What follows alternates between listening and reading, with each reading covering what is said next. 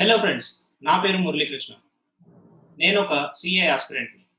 మరి నేను CA join అవ్వకముందు, అయ్యాక అండ్ ప్రాసెస్‌లో కంటిన్యూ అవుతున్న కొద్దీ నాకు డౌట్స్ పెరుగుతూ వస్తూ ఉన్నాయి. మరి అలానే మీకు కూడా డౌట్స్ వచ్చుంటాయి. సీఏ జాయిన్ అవ్వకముందు అసలు జాయిన్ అవ్వాలా? వద్దా? అసలు ఏంటిది కోర్స్ అనేది? ఇలాంటి డౌట్స్ అన్నిటిని క్లారిఫై చేయడం కోసం ఇవాళ మనతో పాటు ఉన్నారు సీఏ శశికుమార్ గారు. Hello sir. హాయ్ మురళి, ఎలా ఉన్నారు? I'm fine sir. మీరెలా ఉన్నారు? బాగున్నాను. సార్ ఫస్ట్‌లీ టాపిక్ విషయానికొస్తే అసలు 10థ్ క్లాస్, 10థ్ క్లాస్, 8థ్ క్లాస్ ఈ టైంలో అంటే ఆ time period of my career ఆ టైంలో నేను సీఏ తీసుకోవాలని చూజ్ చేసుకున్నాను. దట్స్ బికాస్ నేను ఫిజిక్స్, కెమిస్ట్రీ నేను స్కోర్ చేయలేను. అందుకని నేను సీఏ తీసుకుంటే బెటర్ అని అనిపించింది. So, I చూస్డ్ CA. అసలు ఆ రీజన్ మీద సీఏ తీసుకోకూడదు అని కొంతమంది అంటున్నారు. మరి మీరు చెప్పండి. అది కరెక్టా కాదా అని? అంటే ఒక సబ్జెక్ట్ మీద వేరే సబ్జెక్ట్ మీద నాకు ఇంట్రెస్ట్ లేదు కాబట్టి ఇది తీసుకుంటాను అనేది చాలా మంది చేసేదే. వేరే సబ్జెక్ట్ నాకు ఇంట్రెస్ట్ లేదు కాబట్టి నేను సీఏలోకి వస్తాను అనటం పూర్తిగా తప్పని కూడా నేను అన్నాను. ఎందుకంటే ఇప్పుడు ఒక స్టూడెంట్ కి ఒక సబ్జెక్ట్ ఇంట్రెస్ట్ ఉంటుంది, ఇంకొక సబ్జెక్ట్ ఇంట్రెస్ట్ ఉండదు. కానీ ఇంట్రెస్ట్ లేని సబ్జెక్టులని బలవంతంగా వాళ్ళు చేయాల్సిందే, వాళ్ళు చదవాల్సిందే. ఎందుకంటే వాళ్ళెవరో ఇంజనీర్ అయ్యారు కాబట్టి మీరు అవ్వాల్సిందే, పక్కింటి వాళ్ళు డాక్టర్ అయ్యారు కాబట్టి మీరు అవ్వాల్సిందే, మా ఎవరో లాయర్ కాబట్టి నువ్వు అవ్వాల్సిందే. ఇట్లాగే ఇంకొకళ్ళు ఎవరో తెలిసిన ఆయన చార్టర్డ్ అకౌంటెంట్ ఇప్పుడు డబ్బులు సంపాదిస్తున్నాడు కాబట్టి నువ్వు అవ్వాల్సిందే అనేటటువంటి అప్రోచ్ ఆఫ్ ఎడ్యుకేషన్ అనేది తప్పు. నేను అసలు నార్మల్ గానే ఎప్పుడు స్టూడెంట్ యొక్క పాయింట్ ఆఫ్ వ్యూ తప్పు పట్టను. ఎందుకంటే స్టూడెంట్స్ కి ఆ వయసులో ఏం తెలుస్తుంది, అంత జడ్జిమెంట్ తీసుకునేటటువంటి కెపాసిటీ ఒక నార్మల్ స్టూడెంట్ ఉంటుందా అంటే ఉండదని అనుకోవాలి. అది వాళ్ళు ఉండేటటువంటి ఎన్వైరన్మెంట్, వాళ్ళకి ఇచ్చినటువంటి గైడెన్స్, వాళ్ళ పేరెంట్స్ ఎలా గైడ్ చేస్తున్నారు, చుట్టుపక్కల వాళ్ళు ఎలా గైడ్ చేస్తున్నారు, అన్నిటికంటే ముఖ్యంగా వాళ్ళ స్కూళ్ళల్లో టీచర్స్ ఎలా గైడ్ చేస్తున్నారు. అసలు టీచర్స్ కి తెలుసా ఈ కోర్సుకి సంబంధించిన విషయాలు? స్టూడెంట్స్ సంగతి పక్కన పెడదాం. చాలా మంది టీచర్స్ కి తెలుసా? కొన్ని వీడియోస్ చూస్తుంటే మరి నవ్వాలో ఏడవాలో అర్థం కాదు. సోషల్ మీడియాలో కూడా చూస్తుంటాం, యూట్యూబ్ లో కూడా. 10th తర్వాత ఏం చేయాలి అని చెప్పి ఇలా రకరకాల వీడియోలు వస్తున్నాయి. సో అందులో సిఏ గురించి నోటికొచ్చింది చెప్తుంటారు. అది కరెక్ట్ కాదని ఇప్పుడు మాలాంటి వాళ్ళకి చార్టర్డ్ అకౌంటెంట్స్ కి మాకు తెలుసు. కానీ అది ఎంతమందికి ఎలా చెప్పగలుగుతాం? మన దగ్గరికి వచ్చిన వాళ్ళని పర్సనల్ గా అడిగిన వాళ్ళకి ఎలాగో చెప్తాం. అలా కాకుండా ఎక్కువ మందికి ఈ విషయాలు తెలియకుండా పోవడం అనేది ఒక రకమైనటువంటి కన్ఫ్యూజన్ కి దారితీయటం, ప్రతిదీ కూడా ఒక డౌట్ఫుల్ ఎన్వైరన్మెంట్ లో, ఒక డౌట్ఫుల్ సిచ్యువేషన్ లోనే ఒక డెసిషన్ తీసుకోవడం అనేది జరుగుతుంది. అలాగే నువ్వు అన్నట్లు స్కూల్ టైంలోనే దీనికి సంబంధించినటువంటి డెసిషన్ తీసుకోవాల్సిన అవసరం ఏమీ లేదు.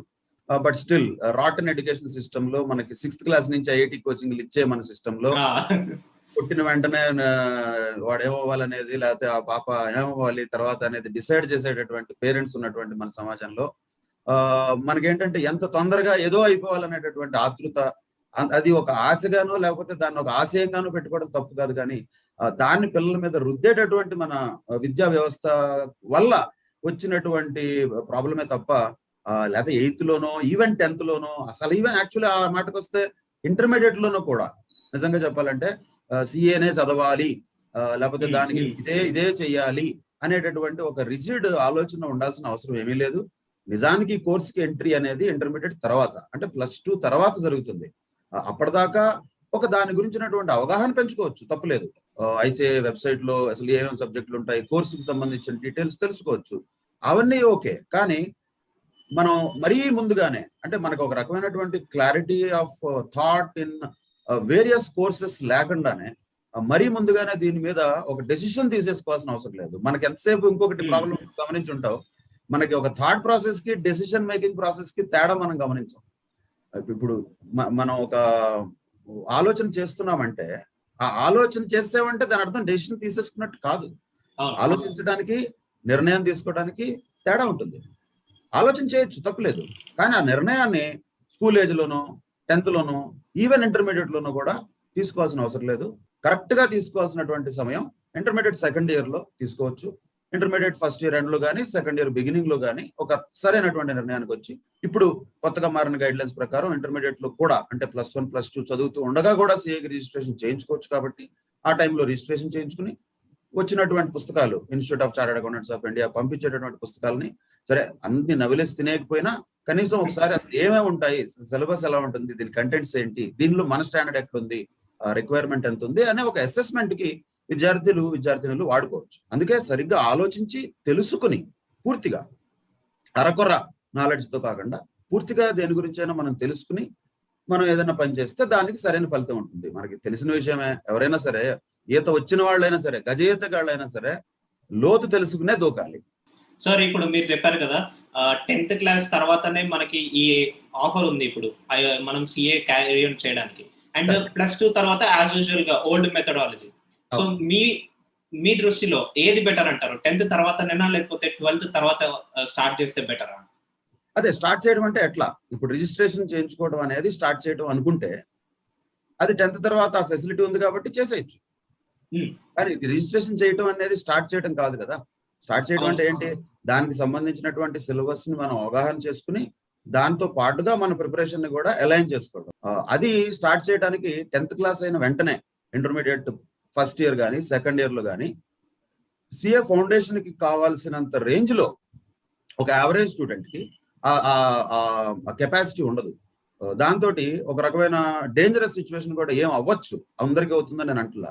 ఏం అవ్వచ్చు అంటే ఇప్పుడు ఒక మనకి వెయిట్ లిఫ్టింగ్ సంగతి తీసుకుందాం, ఉదాహరణకు చెప్తున్నాం. వెయిట్ లిఫ్టింగ్ లో రకరకాల కేటగిరీస్ ఉంటాయి, బాక్సింగ్ లో రకరకాల కేటగిరీస్ ఉంటాయి, 60 kgs 80 kgs 100 kgs అట్లా. ఇప్పుడు 60 kgs కెపాసిటీ ఉన్న వాడిని తీసుకెళ్లి వాడు 100 kgs ఎత్తు అని ముందే చెప్పాం అనుకో, వాడికి ఆ 60 kgs కెపాసిటీ ఉంది, ఉన్నా కూడా వాడికి 100 kgs ఇవ్వడం వల్ల ఏమవుతుంది, అమ్మో నేను ఎత్తలేనేమో, అసలు నాకు పనికిరానేమో అనేటటువంటి ఒక భయం క్రియేట్ అవుతుంది.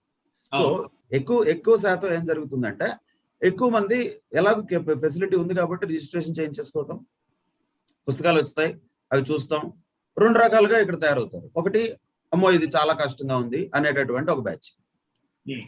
ఇంకొకటి ఏంటంటే ఇదంతా నాకు తెలుసు, ఇది నాకు అలాగో +1 +2 లో నేను చదువుతున్నాను కాబట్టి ఇందులో కొత్త ఏం లేదు అనేటటువంటి ఒక ఓవర్ కాన్ఫిడెంట్ బ్యాచ్. రెండిటి వల్ల వాళ్ళకి జరిగేటటువంటి లాభం కంటే నష్టం ఎక్కువ ఉంటుంది. ఎందుకంటే ఉన్నది ఉన్నట్టుగా చూడటం ఇంపార్టెంట్. అది మనకి మన విద్యా వ్యవస్థ పూర్తిగా కల్పిస్తోందా, అట్లీస్ట్ +2 వరకు కల్పిస్తోందా అనే క్వశ్చన్ కి సమాధానం అందరికీ తెలుసు. అంత లాజికల్ గా ఆబ్జెక్టివ్ గా ఆలోచించగలిగే కెపాసిటీ +1 +2 లో పిల్లలకి పేరెంట్స్ కి ఉంటుందా అనే క్వశ్చన్ కనుక వేసుకుంటే తక్కువ ఉంటుంది అని నేను చెప్తా. అందుకని రిజిస్ట్రేషన్ చేయించుకోవడం తప్పు కాదు, డెఫినెట్ గా చేయించుకోవచ్చు.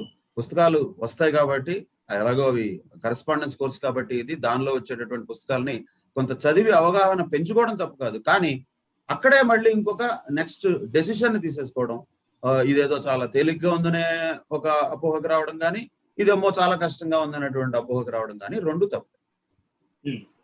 అందరూ స్టూడెంట్స్ ని మనం ఒకే ఘాటును కట్టలేం, ఎవరి కెపాసిటీ వాళ్ళకు ఉంటుంది. సో కానీ ఒక యావరేజ్ స్టూడెంట్ ని మనం ఎప్పుడు దృష్టిలో పెట్టుకోవాలి. యావరేజ్ స్టూడెంట్ అంటే అది ఒక మనకు బూత్ మాటలో తయారైంది. యావరేజ్ స్టూడెంట్ అంటే 90% అందరూ అదే, అందరూ యావరేజ్ స్టూడెంట్సే. ఎక్స్ట్రాడినరీ స్టూడెంట్స్ ఎక్కడో ఉంటారు, మరీ బిలో యావరేజ్ స్టూడెంట్స్, అసలు కంప్లీట్ గా అంటే చదువు మీద ఇంట్రెస్ట్ లేని వాళ్ళు ఉంటారు కొంతమంది, వాళ్ళు చాలా తక్కువ శాతం ఉంటారు.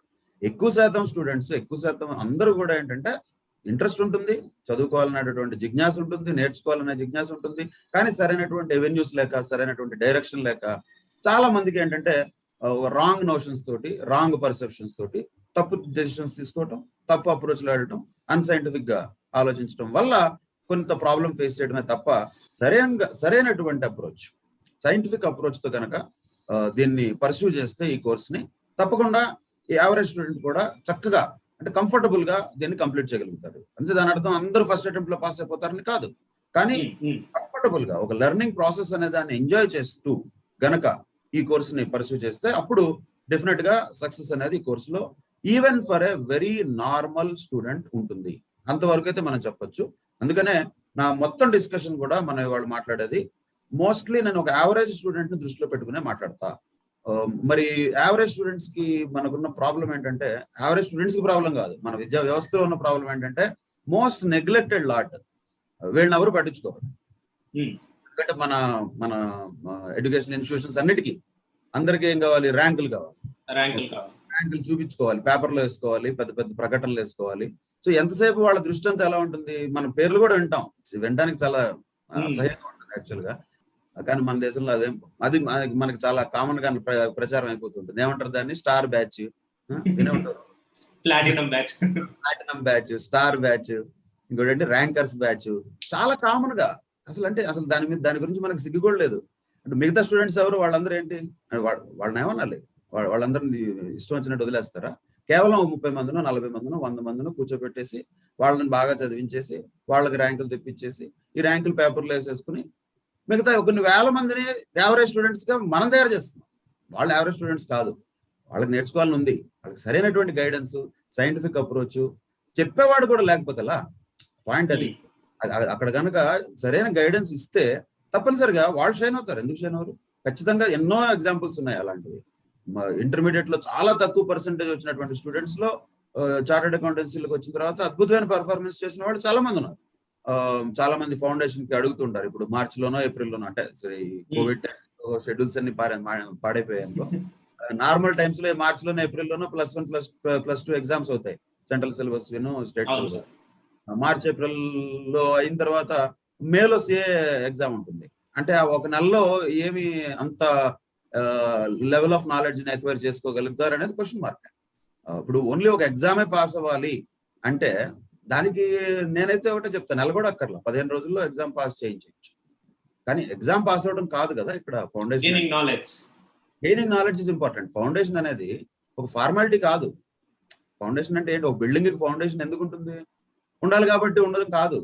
ఫౌండేషన్ ఉంటేనే స్ట్రాంగ్ గా తర్వాత బిల్డింగ్ స్ట్రాంగ్ గా ఉంటుందని. అందుకని ఫౌండేషన్ కూడా ఒక మార్చిలో ఏప్రిల్లో ఇంటర్మీడియట్ పాస్ అయ్యేవాళ్ళు, +1 +2 పాస్ అయ్యేవాళ్ళు నవంబర్ లో రాస్తేనే కొంత గ్యాప్ ఉంటుంది, 4-5 నెలల గ్యాప్ ఉంటుంది. కాబట్టి చక్కగా అప్పుడు సరైనటువంటి ఫౌండేషన్, స్ట్రాంగ్ ఫౌండేషన్ వేసుకోవడానికి అవకాశం ఉంటుంది. సరే, ఇందాక మనం అనుకున్నట్టు మనకేంటంటే అంత తొందర చకచక అయిపోవాలి, అంత రేపొద్దునే అయిపోతే ఇంకా బాగుంటుంది. అందరికీ అదే కావాలి. ఆ తొందరపాటుతో ఏంటి, మనం ఒక్కొక్కసారి రాంగ్ డెసిషన్స్ తీసుకుని సరైన పాసిబిలిటీ ఉండి కూడా చెడగొట్టుకునే వాళ్ళు ఎక్కువ మంది ఉంటారు. అక్కడే నాలాంటి వాళ్ళకి ఏంటంటే కొంత చూకుమంటూ ఉంటుంది. అరే, ఇంత మంచి స్టూడెంట్ కూడా ఇలా రాంగ్ డెసిషన్ తీసుకుని రాంగ్ దారిలోకి వెళ్ళారే అని అనిపిస్తూ ఉంటుంది. అలా ఎవరు తీసుకోకుండా సాధ్యమైనంత క్లారిటీ ఇవ్వడానికి మనం ఇవాళ ట్రై చేద్దాం.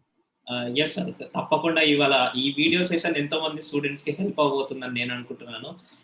ఇంకా ముందుకెళ్తే కనుక ఇంటర్మీడియట్ అయిపోయిన తర్వాత, ఇంతకు ముందు పాత కాలంలో ఏంటంటే like 90s and 80s CA చేయాలంటే ఒక డిగ్రీ కంప్లీటెడ్ స్టూడెంటే సిఏ చేయగలడు అని ఉండేది. బట్ ఇప్పుడు వచ్చేసరికి డిగ్రీతో పాటు సిఏ చేయొచ్చు అని ఉంది. బట్ ఈ ఇన్స్టిట్యూషన్స్ లోకల్ ఏరియాస్ లో ఏం చేస్తున్నారంటే కంపల్సరీ నువ్వు డిగ్రీతో పాటు సిఏ చేయాలి అంటున్నారు. బట్ ఇక్కడ ఆప్షన్ కూడా ఉంది, మనం డిగ్రీతో పాటు సిఏ చేయొచ్చు. అండ్ వాళ్ళు ఏం చేస్తున్నారంటే డిగ్రీతో పాటు సిఎంఏతో పాటు సిఏ కూడా చేపిస్తున్నారు. లైక్ స్టూడెంట్ కన్ఫ్యూజన్ లో అవుతున్నాడు, డెసిషన్ ఎటెళ్ళాలి అని చెప్పి. అదే, అంటే ఇప్పుడు మనకి ఏంటంటే సూపర్ మార్కెట్ మెంటాలిటీ కదా.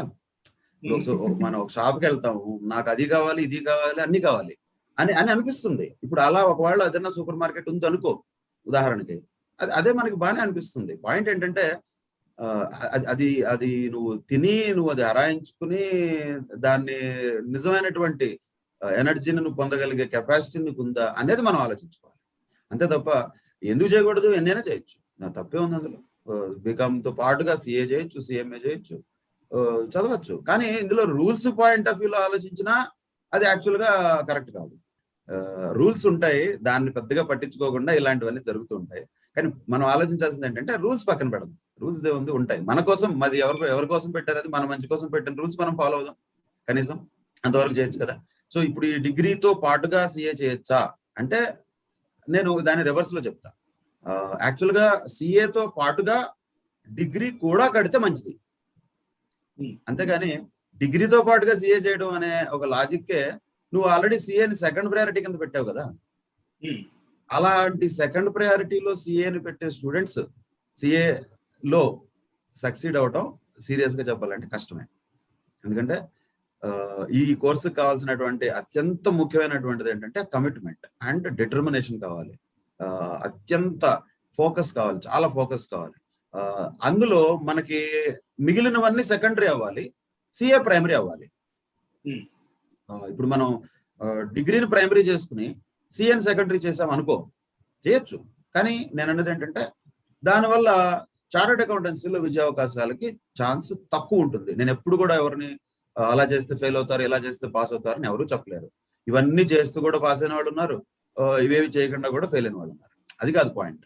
మనం మెజారిటీ గురించి మాట్లాడుకోవాలి. మెజారిటీ ఆఫ్ ద టైమ్స్ ఏమవుతుందంటే, నీ మైండ్ సెట్ లోనే నేను డిగ్రీ చేరాను, ఎలాగో డిగ్రీ చేరాను కాబట్టి నాకు 3 ఏళ్ళు ఉంది కాబట్టి ఓ రాయేసి చూద్దాం, ఈ 3 ఏళ్లలో కనీసం సిఏ ఎంటర్ అయినా అవ్వకపోదా, ఇదే ఆలోచన ఎక్కువ మందిది.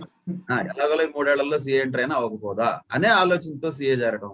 సిఏ అవ్వకపోతే ఒకవేళ ఎలాగూ దానికంటే కొంచెం రిలేటివ్ గా ఈజీగా ఉంటే సిఎంఏ అయినా అవ్వకపోదా అనే ఆలోచనతో ఈ కోర్సెస్ లో చేరడం అనేది ఆలోచన తప్పు.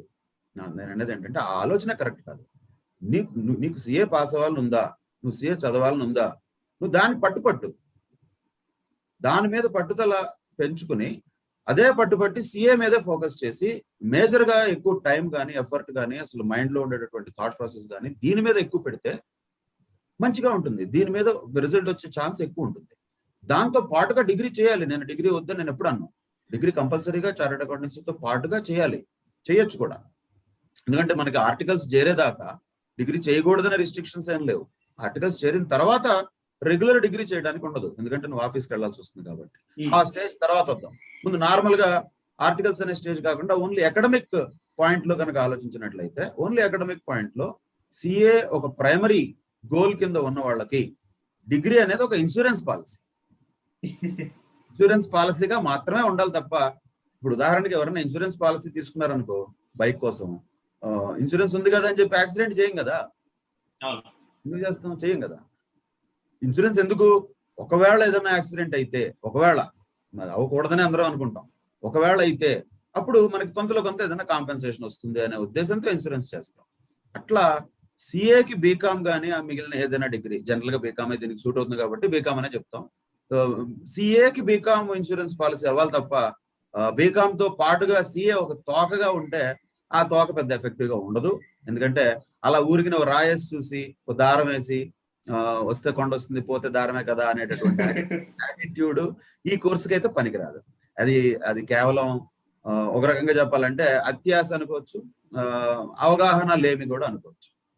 సార్ ఇప్పుడు దాకా అయితే మనం సిఏ కోర్సు ఎందుకు, ఏంటి, అసలు ఎలా వెళ్ళాలి, అప్రోచ్ ఎలా ఉండాలి, వచ్చే ముందు మన మైండ్ ఎలా ఉండాలి అన్న దాని గురించి ఆలోచించాం. బట్ చాలా వరకు స్టూడెంట్స్ కి ఇప్పుడు దాకా వాళ్ళకి సిఏ కోర్స్ అనేది ఏంటో తెలియదు అంతగా. సో మీరు కొంచెం మీ మాటల్లో సిఏ కోర్స్ గురించి చెప్పండి. సిఏ కోర్స్ యొక్క స్ట్రక్చర్ అది అంతా మనకి డీటెయిల్స్ అవన్నీ మనకి ICAI.org అనే వెబ్సైట్ లో క్లియర్ గా ఉంటాయి. అందులో ఎలాంటి స్టేజెస్ ఉంటాయి అనేది డీటెయిల్స్ అందులో ఉంటాయి.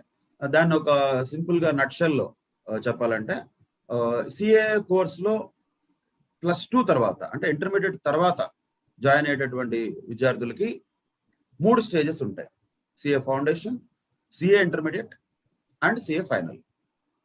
సిఏ ఫౌండేషన్ అనేది +2 నుంచి చార్టెడ్ అకౌంటెన్సీలోకి వచ్చే విద్యార్థులకు మాత్రమే.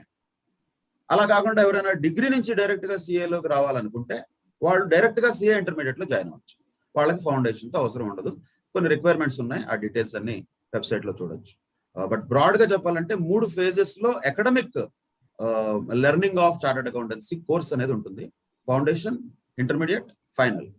కానీ ఫైనల్ కంటే ముందు ఇంటర్మీడియట్ లో కనీసం ఒక గ్రూప్ పాస్ అయిన తర్వాత ఆర్టికల్స్ అనేటటువంటి ఒక ఇంపార్టెంట్ ఫేజ్ ఒకటి ఉంటుంది ఇందులో చార్టెడ్ అకౌంటెన్సీలో.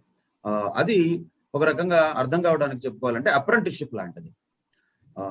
మన డాక్టర్స్ ఉంటారు కదా, డాక్టర్స్ కి ఏంటి ఒక 4.5 సంవత్సరాలు అలా వాళ్ళకి 5 సంవత్సరాల కోర్స్ ఉంటుంది. అందులో ఒక 6 months 1 year హౌస్ సర్జన్ అని చేస్తారు చివరిలో. అంటే కంపల్సరీగా ఒక హాస్పిటల్లో పనిచేయాలి డాక్టర్లు కదా. అలాగే సిఏ స్టూడెంట్ ఫైనల్ కంటే ముందే 3 సంవత్సరాలు పనిచేయాలి. 3 సంవత్సరాలు ఒక ప్రాక్టీసింగ్ చార్టెడ్ అకౌంటెంట్ దగ్గర, లేకపోతే చార్టెడ్ అకౌంటెంట్స్ యొక్క ఫర్మ్ దగ్గర వాళ్ళతో 3 సంవత్సరాలు పనిచేయాలి. అంటే ఇంచుమించు జాబ్ లాంటిదే, కానీ జాబ్ అనడానికి లేదు, అప్రెంటిస్షిప్ లాంటిది అనుకోవచ్చు. దాన్ని ఆర్టికల్స్ అంటాం. ఆ టైంలో స్టైఫండ్ కూడా వస్తుంది. అది ఎంత వస్తుంది అంటే మంచి ఫర్మ్ అయితే ఎక్కువ వస్తుంది, ఒక యావరేజ్ ఫర్మ్ అయితే తక్కువ వస్తుంది. అది మారుతూ ఉంటుంది. బట్ స్టిల్ ఒక మామూలు యావరేజ్ స్టూడెంట్ కి కావాల్సిన పాకెట్ మనీ అయితే డెఫినెట్ గా వస్తుంది. అంతవరకు సిఏ ఇంటర్మీడియట్ నుంచే ఒక రకంగా చెప్పాలంటే సంపాదన స్టార్ట్ చేయొచ్చు. ఏ ఇంజనీరింగ్ సెకండ్ ఇయర్ స్టూడెంట్ కి డబ్బులు రావు, ఏ మెడికల్ సెకండ్ ఇయర్ స్టూడెంట్ కి డబ్బులు రావు, కానీ సిఏ ఇంటర్మీడియట్ పాస్ అయిన స్టూడెంట్ కి డబ్బులు వచ్చేస్తాయి. ఎక్కువ అయినా కాకపోయినా ఒక స్టూడెంట్కి కావాల్సినటువంటి రిక్వైర్మెంట్స్ అయితే వస్తాయి. అండ్ డబ్బుల సంగతి పక్కన పెడితే అన్నిటికంటే ముఖ్యంగా ఏంటంటే ఎక్స్పీరియన్స్, ఒక వర్కింగ్ ఎన్వైరన్మెంట్ లో ఎలా ఉండాలి అనే ఎక్స్పీరియన్స్ అనేది కోర్సుతో పాటుగా ఉండడం ఈ కోర్సులో ఉన్నటువంటి ఒక మరి అత్యంత ముఖ్యమైనటువంటి విశిష్టమైనటువంటి పాయింట్ అనుకోవచ్చు. సో అక్కడ నేర్చుకునేటటువంటి అవకాశం చాలా ఎక్కువ ఉంటుంది. అసలు రియల్ గా మనం చదువుకునేటటువంటి పుస్తకాల్లో ఉండేటటువంటి జ్ఞానం, అది అప్లై చేసేటప్పుడు, దాన్ని అన్వయించేటప్పుడు వచ్చేటటువంటి జ్ఞానం పుస్తకాల ద్వారా వచ్చేటటువంటి జ్ఞానం కంటే చాలా ఎక్కువ ఉంటుంది. దానికి ఇక్కడ 3 సంవత్సరాలు ఉండడం అనేది గొప్ప విషయం. ఇది ఎప్పటి నుంచో ఇలాగే ఉంది ప్రపంచం మొత్తంలో. నేను చెప్తున్నా, అఫ్ కోర్స్ నేను చాలా ఇంటర్నేషనల్ కోర్సెస్ కూడా చదివి ఉన్నాను. I'm globally qualified professional. వాటన్నిటిలోనూ లేని ఇండియన్ చార్టర్డ్ అకౌంటెన్సీలో పర్టికులర్ గా ఉన్నటువంటి అత్యద్భుతమైనటువంటి పాయింట్ ఏంటంటే ఈ 3 సంవత్సరాల యొక్క ప్రాక్టికల్ ట్రైనింగ్ అనుకోండి, అప్రెంటిస్షిప్ అనుకోండి, సరే పేరైతే ఆర్టికల్షిప్ అంటారు. అది చాలా ఉపయోగపడుతుంది. తర్వాత స్టేజ్ లో, ఫైనల్ స్టేజ్ లో అకాడమిక్స్ లోనే ఉపయోగపడుతుంది, ఎందుకంటే ఆల్రెడీ నాలెడ్జ్ లెవెల్ పెరుగుతుంది కాబట్టి. అన్నిటికంటే ముఖ్యంగా సిఏ కంప్లీట్ అయిన తర్వాత రియల్ లైఫ్ లో ఒక జాబ్ చేయాలన్నా, లేదంటే ప్రాక్టీస్ చేయాలన్నా, అన్ని రకాలైనటువంటి పాసిబుల్ ఎవెన్యూస్ లోకి, ఏ స్ట్రీమ్ లోకి స్టూడెంట్ వెళ్ళినా కూడా వాళ్ళకి ఈ నాలెడ్జ్ అనేది చాలా ఉపయోగపడుతుంది. Like he can expertise. Yes. So work what we do, మనం ఏదైనా ఒక మంచి పని చేసి దానిలో సక్సెస్ అనేది మనం వింటాం కదా. సక్సెస్ అంటే ఏంటి? Success is nothing but an opportunity to do more. అందుకంటే పై లెవెల్లో చేయడానికి వచ్చేటటువంటి ఆపర్చునిటీనే సక్సెస్ అంటాం. సక్సెస్ అంటే మనకి డెఫినేషన్ ఏంటి? ఒక కోర్స్ పాస్ అవటం, ఒక ఎగ్జామ్ పాస్ అవటం, ర్యాంక్ తెచ్చుకోవడం, లేదా ఇన్ని అంకెలు జీతం తెచ్చుకోవడం, ఇంత బ్యాంక్ బ్యాలెన్స్, లేకపోతే ఈ కారు, ఈ బిల్డింగ్, ఇవన్నీ మనకి సక్సెస్ కొలమానాలు నార్మల్ గా. అవి సక్సెస్ కాదని నేను అంటలా. బట్ ఎసెన్స్ ఏంటి సక్సెస్ కి? ఎసెన్స్ ఏంటి? That is something which is giving you an opportunity to do more. అందుకంటే ఇప్పుడు అసిస్టెంట్ మేనేజర్ ఏంటంటే అది సక్సెస్ కదా. అంటే ఏంటి దాని అర్థం ఏంటి? అంతకు ముందు కంటే రెస్పాన్సిబిలిటీస్ పెరిగాయి తగ్గాయా? పెరిగాయి కదా. సో అదే సక్సెస్ అంటే. సక్సెస్ అంటే ఇంకోదో ఎక్కడో ఉండదు. The opportunity what we get to do more is success. అట్లా ఈ ఆర్టికల్స్ అనే పీరియడ్ చాలా ఇంపార్టెంట్ పీరియడ్.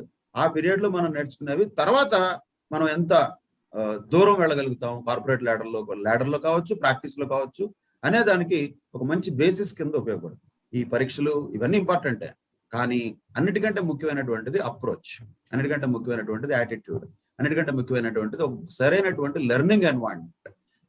వీటన్నిటికంటే ముఖ్యమైనటువంటిది మనకున్నటువంటి మిస్కన్సెప్షన్, పని చేయడం అంటే శాపం, హాయిగా ఇలా కూర్చుంటే అది సుఖం అనే ఒక మిస్కన్సెప్షన్ మనకి బుర్రలో పెట్టేశారు. మరి నువ్వు చిన్నపిల్లాడు అయింటావు. మేము స్టూడెంట్ ఏజ్ లో ఉన్నప్పుడు దిల్ అనే మంచి సినిమా వచ్చింది. ఏంటంటే నితిన్ అలా కూర్చుని ఉంటాడు సోఫాలో, వాళ్ళ నాన్న చలపతిరావు గారు అనుకుంటా, ఆయన వచ్చి ఏంట్రా నువ్వు పని పాట లేకుండా కూర్చున్నావు, బాగా చదువుకోరా అంటాడు. అప్పుడు నితిన్ అడుగుతాడు వాళ్ళ నాన్న, అయితే ఏంటి అంటాడు, చదువుకుంటే ఏమవుతుంది, మంచి ఉద్యోగం వస్తుంది, మంచి ఉద్యోగం వస్తే ఏమవుతుంది, హాయిగా కాలు మీద కాలేసి కూర్చోవచ్చు అంటాడు. ఇప్పుడు నేను చేసేది అదే కదా అంటాడు. ఇప్పుడు లాజికల్ గా కరెక్టేగా. బాగా చదివేసుకుని మంచి ఉద్యోగం తెచ్చుకుని కాళ్ళ మీద కాలేసుకుని కూర్చోవడం అనే ఒక ఇమాజినరీ కంఫర్ట్ జోన్ ఏదైతే మనం పెడుతున్నామో అది ఇప్పుడే కంఫర్ట్ లో ఉంటే నీకు చదివేందుకు? ఈ లాజిక్ లో స్టూడెంట్స్ అందరూ వెళ్తే ఏంటి పరిస్థితి మన దేశానికి? ఇంకా ఎవరు పని చేసేటోళ్ళు ఉండరు. అదే కదా. సో అక్కడ ఏంటంటే మన ఇంజెక్ట్ చేయడమే తప్పు ఇంజెక్ట్ చేస్తున్నాం. నువ్వు ఇప్పుడు చదువుకోవాల్సింది కాళ్ళ మీద కాలేసి కూర్చోడానికి కాదు, ఇంకా కష్టపడటానికి. ఇంకా కష్టపడితే ఏమొస్తుంది? ఇంకా కష్టపడడానికి అవకాశం వస్తుంది. ఓకే, ఆ తర్వాత ఏమొస్తుంది? ఇంకా కష్టపడడానికి అవకాశం వస్తుంది. దాన్నే ప్రమోషన్స్ అంటాం, దాన్నే గ్రోత్ అంటాం, దాన్నే సక్సెస్ అంటాం. Success means it is an opportunity to do more. Like sir ఇప్పుడు బీటెక్ లో నార్మల్ ఈ డిగ్రీలలో కూడా బ్యాక్లాగ్ సిస్టమ్ అనేది ఉంటుంది. బట్ సిఏ విషయానికి వచ్చేస్తే ఒక సబ్జెక్ట్ పోతే అరే గ్రూప్ అంతా మళ్ళీ రాయాలరా అని చెప్పి ఒక మైండ్ ఒక స్టూడెంట్ లో రన్ అవుతూ ఉంటుంది. సో దీన్ని ఎలా ఫేస్ చేయాలి ఒక స్టూడెంట్ అనేవాడు సిఏలో జాయిన్ అయినప్పుడు? అదే అంటే ఇందులో రెండు ఉన్నాయి. ఒకటి జాయిన్ అయిన తర్వాత ఎక్స్పీరియన్స్ చేసే ఇది వేరే ఉంటుంది, జాయిన్ అవ్వక ముందు ఉండే అపోహ వేరే ఉంటుంది. అపోహ ఏంటి? ఒక సబ్జెక్ట్ ఫెయిల్ అయినా అన్ని రాయాలి అనేది బ్లేటెంట్ గా డైరెక్ట్ గా అయితే కరెక్ట్ కాదు. ఎందుకంటే ఒక 4 సబ్జెక్ట్స్ ఫౌండేషన్ లో 4 ఉన్నాయి, సిఏ ఇంటర్మీడియట్ లో 8 ఉన్నాయి. ఆ 8 ఒకసారైనా రాయొచ్చు, 4 చొప్పునైనా రాయొచ్చు. ఎవరి కెపాసిటీని బట్టి వాళ్ళు, అందులో ఏమి తప్పులేదు. మనకు అదొక ప్రాబ్లం కదా, ఎంతసేపు పక్కన వాళ్ళతో కంపారిజన్ మనకి. అట్లా కాకుండా ఇప్పుడు నేను 4 రాయగలుగుతాను, 4 రాస్తా. నేను 8 రాయగలిగే కెపాసిటీ ఉంది, 8 రాస్తా. అట్లా సిఏ ఇంటర్మీడియట్ లో కూడా 4 కానీ 8 కానీ రాశారనుకో, ఆ 4 సబ్జెక్ట్స్ లో ఒక సబ్జెక్ట్ లో లెటర్సే 60 మార్కులు దాటాయి అనుకుందాం, ఎగ్జంప్షన్ అంటాం. వాళ్ళు ఆ సబ్జెక్ట్ మళ్ళీ రాయక్కర్లా, ఆ పేపర్ మళ్ళీ రాయక్కర్లా. అలా కాకుండా టోటల్ గనక 4గిట్లో అగ్రిగేట్ ఓవరాల్ గా టోటల్ 200 రావాలి, అంటే యావరేజ్ 50+ రావాలి ఒక్కొక్క సబ్జెక్ట్ లో. కానీ ఇండివిజువల్ గా ప్రతి సబ్జెక్ట్ లో 40 మార్కులు రావాలి, అది రూల్. సో 4 పేపర్లు 1 2 3 4, ఒక్కొక్క పేపర్ కి 40 వస్తే 160 ఫెయిల్, సరిపోదు. టోటల్ 200 రావాలి, ఇండివిజువల్ గా 40 రావాలి. ఇమాజిన్ ఒక స్టూడెంట్ కి 200 దాటాయి, కానీ ఒక సబ్జెక్ట్ లో 39 వచ్చాయి అన్ఫార్చునేట్ గా అనుకుందాం. అప్పుడు ఆ 4 పేపర్లు మళ్ళీ రాయాల్సి ఉంటుంది. అది చార్టర్డ్ అకౌంటెన్సీలో ఉన్నటువంటి రూల్. 4 పేపర్లే రాయాలి. ఇక్కడ నేను చెప్తుంది మళ్ళీ అదే. చాలా మంది ఏమనుకుంటారంటే 8 పేపర్లు రాయాలనుకుంటారు. 8 కాదు, 4 పేపర్లు రాయాలి. ఆ 4గిట్లో కూడా ఒక పేపరు లేదా 2 పేపర్లు, ఉదాహరణకి 60 దాటాయి అనుకుందాం, అవి రాయక్కర్లా. సో 60 మార్కులు కనుక తెచ్చుకోగలిగితే ఆ పేపర్ మళ్ళీ రాయక్కర్లా. ఆ సిస్టమ్ ఇందులోనే ఉంది. కానీ అసలు బ్యాక్లాగ్ అన్నావు చూసావు ఇందాక, అక్కడ మిగిలిన కోర్సెస్ కి సిఏకి చాలా తేడా ఉంది. ఏంటంటే మిగిలిన కోర్సెస్ అన్ని కూడా అవన్నీ టైం బేస్డ్ కోర్సెస్. ఇప్పుడు డిగ్రీ ఉంది, నార్మల్ గా డిగ్రీ అంటే 3 సంవత్సరాలు, బీకామ్ అంటే 3 సంవత్సరాలు, బీకామ్ ఆనర్స్ అంటే 4 సంవత్సరాలు, బీటెక్ అంటే 4 సంవత్సరాలు, అలాగే ఎంబీబీఎస్ అంటే 5.5 అట్లా ఉంటుంది. సో పాయింట్ ఏంటంటే ప్రతి కోర్స్ కి కూడా ఒక ఫిక్స్డ్ డ్యూరేషన్ ఉంటుంది. ఒక పోస్ట్ గ్రాడ్యుయేషన్ 2 సంవత్సరాలు, అట్లా ఒక fixed duration time based courses అన్ని కూడా. ఏ కోర్స్ అయినా తీసుకున్నాం, అన్ని టైం బేస్డే. కానీ చార్టర్డ్ అకౌంటెన్సీ అలా కాదు, ఇది task based course. Task based, time based కాదు. అంటే ఒక పని చేసేసి ఆ పనిలో సక్సెస్ఫుల్ అయితే నెక్స్ట్ లెవెల్కి వెళ్తాం. ఫౌండేషన్ పాస్ అయితే అప్పుడు సిఏ ఇంటర్మీడియట్కి వెళ్తాం. సిఏ ఇంటర్మీడియట్ పాస్ అయితే అప్పుడు ఆర్టికల్స్ లోకి వెళ్ళడానికి మనకి స్కోప్ ఉంటుంది. ఆర్టికల్స్ కూడా కంప్లీట్ చేస్తే అప్పుడు సిఏ ఫైనల్ రాయడానికి మనకు ఆపర్చునిటీ వస్తుంది. అంటే ఒక్కొక్క లెవెల్ మనం దాటుకుంటూ వెళ్ళాలి. సింపుల్ గా అర్థం కావడానికి వీడియో గేమ్ లాంటిది. మన వీడియో గేమ్స్ చాలా మంది ఆడుతూ ఉంటారు కదా.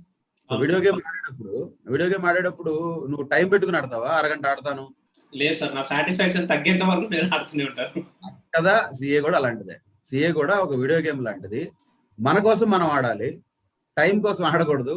అది మనకి ఒక మంచి ఫీలింగ్ ఇచ్చేంత వరకు అంటే సక్సెస్. అందుకంటే ఉంది, ఎప్పుడు వీడియో గేమ్ లో నీకు సాటిస్ఫాక్షన్ వస్తుంది ఒక లెవెల్ దాటితే వస్తుంది. ఏ గేమ్ అయినా అంతే, సిఏ కూడా అంతే. దానికి కావాల్సినట్టు మనం మార్చుకోవాలి. ఇప్పుడు మనం ఒక గేమ్ ఆడుతున్నాం అంటే ఇంట్రెస్ట్ తోటే ఆడతాం. నేను మళ్ళీ చెప్పేది ఒకటే, సిఏలోకి ఎవరు వచ్చినా సరే, ఎవరు ఈ గేమ్ ఆడుతున్నా సరే ఇంట్రెస్ట్ తోటి మాత్రమే ఆడండి. ఇంట్రెస్ట్ లేకుండా మీరు ఎంత గొప్ప ప్లేయర్స్ అయినా ఈ గేమ్ లో గెలవలేరు. ఇంట్రెస్ట్ తోటి ఆడితే మీరు నార్మల్ ప్లేయర్స్ అయినా సరే గెలవగలుగుతారు. ఇంపార్టెంట్ పాయింట్ అదే. సో అందులో బ్యాక్లాగ్స్ అనే దానికి అర్థం ఉంది. నీకేమన్నా వీడియో గేమ్ లో లెవెల్ 2 బ్యాక్లాగ్ అలా ఉంటుందా? ఉండదు. లేదు. అది అయిపోయిన తర్వాత 3కి వచ్చావు, 4కి వచ్చావు, 5కి వచ్చావు, 6కి వచ్చావు. సో ఒకసారి నువ్వు పోనీ ఇంకోటి 10th లెవెల్కి వెళ్ళిన తర్వాత ఒకసారి చూద్దాంలే మళ్ళీ సరదాగా అని చెప్పి 2nd లెవెల్కి వెళ్ళి ఆడతావా? లేదు కదా. ఎందుకంటే ఇంట్రెస్ట్ ఉండదు. అది ఆల్రెడీ మనకు వచ్చిన లెవెల్కి అది ఈజీ అయిపోతుంది. ఆ కిక్ రాదు, ఆ ఇంట్రెస్ట్ ఉండదు. అలాగే ఇది కూడా అంతే. అందుకని అసలు బ్యాక్లాగ్స్ అనే దానికి ఇక్కడ అర్థమే లేదు. ఎందుకంటే ఇది టైం బేస్డ్ కాదు, టాస్క్ బేస్డ్. కాబట్టి దీన్ని ఎంత మనం ఎంజాయ్ చేస్తూ ముందుకెళ్తాము అనే దాన్ని బట్టే ఇందులో మన సక్సెస్ అనేది ఆధారపడి ఉంటుంది. సో కొంచెం రిపీట్ అనిపించచ్చు, కానీ మళ్ళీ చెప్తున్నా, approach and attitude, these are the most important things ఈ కోర్సులో. మిగిలినవన్నీ ఇంపార్టెంటే, అవన్నీ తర్వాత వస్తాయి. ఫస్ట్ ప్రయారిటీ మాత్రం డెఫినెట్ గా మన పాజిటివ్ యాటిట్యూడ్ అండ్ అది చెయ్యాలి అనేటటువంటి పట్టుదల, ఆ కసి, ఏదైనా పేర్లు పెట్టుకోవచ్చు వాటికి. కానీ అది చేసేటటువంటి అప్రోచ్ కూడా ఒక సైంటిఫిక్ అప్రోచ్ లో ఉండడం. పట్టుదల ఉన్నంత మాత్రాన అందరిది అన్నీ అయిపోవు కదా. దానికి సరైనటువంటి అప్రోచ్ ఉండాలి, సరే కొంతవరకు గైడెన్స్ ఉండాలి. ఇవన్నీ కూడా కలిస్తేనే ఒక ప్రాపర్ వేలో ఇది ముందుకెళ్తుంది అనేది అర్థం చేసుకోవాలి తప్ప ఇది ఆటోమేటిక్ గా ప్రోగ్రెషన్ ఉండేటటువంటి కోర్స్ కాదు. ఆటోమేటిక్ ప్రోగ్రెషన్ కాదు, ఇది ఒక అచీవ్మెంట్ బేస్డ్ ప్రోగ్రెషన్. గెలిచి నెక్స్ట్ లెవెల్కి వెళ్ళాలి, మళ్ళీ అది గెలిచి నెక్స్ట్ లెవెల్కి వెళ్ళాలి. సో దీన్ని ఎంత ఎంజాయ్ చేస్తూ ఒక పాజిటివ్ అప్రోచ్ తో, పాజిటివ్ యాటిట్యూడ్ తో కనుక ఈ కోర్స్ని పర్సూ చేస్తే, ఎంతైతే వీడియో గేమ్ ఎంజాయ్ చేస్తామో, ఎంతైతే ఒక రోలర్ కోస్టర్నో లేకపోతే ఒక జైంట్ వీల్ నో ఎంజాయ్ చేస్తామో, కొంతమందికి అది భయం అనిపించవచ్చు. కానీ చాలా మంది ఎంజాయ్ చేస్తున్నారుగా, అందుకే వెళ్తున్నారు రకరకాల అవును. చోట్లకి. సో ఎలా ఎంతమంది అయితే ఎలాగైతే దాన్ని ఎంజాయ్ చేస్తారో అలా గనక ఈ కోర్సెస్ కూడా ఎంజాయ్ చేయగలిగితే అప్పుడు అది బర్డెన్ అనిపించదు, టఫ్ అనిపించదు. అది ఒక మంచి లెర్నింగ్ ఎక్స్పీరియన్స్ గా ఉంటుంది. ఎగుడు దిగుళ్ళు ఉంటాయి, ఉండొచ్చు, ఉండవని నేనేమన్నా, ఉంటాయి. ఉండాలని రూల్ కూడా లేదు. ఉండకుండా సాధ్యమైనంత వరకు స్మూత్ గా వెళ్ళిపోవడానికి ట్రై చేస్తాం. Hmm. ఒకవేళ ఏదైనా చిన్న చిత్తగా ఒక స్పీడ్ బ్రేకర్ వచ్చింది అనుకో, it's okay, that's not problem, will cross that. అట్లాంటి యాటిట్యూడ్ తో ఉండాలి ఇందులో. అంతేగాని ఒక చిన్న స్పీడ్ బ్రేకర్ రాగానే మనం బ్రేక్ వేసి పక్కన పార్కింగ్ లో పెట్టేస్తే కష్టం. Okay sir. సార్ ఇప్పుడు మనం సిఏ కోర్స్ గురించి పక్కన పెడితే అసలు ఈ సిఏ కోర్స్ లో ఎంటర్ అవ్వడానికి ఎలాంటి స్టూడెంట్స్ కి ఇది బెస్ట్ సూటబుల్ కోర్స్? ఎలాంటి స్టూడెంట్స్ అనే దానికి ఏమి ఒక ఫిక్స్డ్ సెట్ ఆఫ్ పారామీటర్స్ ఏం లేవు. చార్టెడ్ అకౌంటెన్సీకి ఉన్నటువంటి బ్యూటీ ఏంటంటే అసలు దీనికి ఏ రకమైనటువంటి రిస్ట్రిక్షన్స్ లేవు. ఇంటర్మీడియట్ లో ఏ గ్రూప్ చదివిన వాళ్ళైనా రావచ్చు. ఏ గ్రూప్ అంటే ఏ గ్రూప్ అయినా, లిటరల్ గా HEC, MEC, CEC, BiPC, what ever it is, +1 +2 లో సిబిఎస్ఈ లాంటి దానిలో 100 ఆప్షన్స్ ఉన్నాయి. ఏ ఆప్షన్స్ తీసుకున్న వాళ్ళైనా సరే వాళ్ళు రావచ్చు చార్టెడ్ అకౌంటెన్సీలోకి. రావాలని నేను అంటున్నా, రావచ్చు అని చెప్తున్నా. అలాగే ఈవెన్ డిగ్రీలో కూడా ఈవెన్ ఉదాహరణకు ఒక engineer, even after BTech also somebody wants to become chartered accountant, they can become. ఇక్కడ పాయింట్ ఏంటంటే ఎంట్రీకి రిస్ట్రిక్షన్స్ లేవు. ఇవన్నీ నేను ఎందుకు చెప్తున్నానంటే ఈ కోర్సుకు ఉన్నటువంటి లక్షణం ఏంటంటే ఇది ఓపెన్ ఫర్ ఆల్.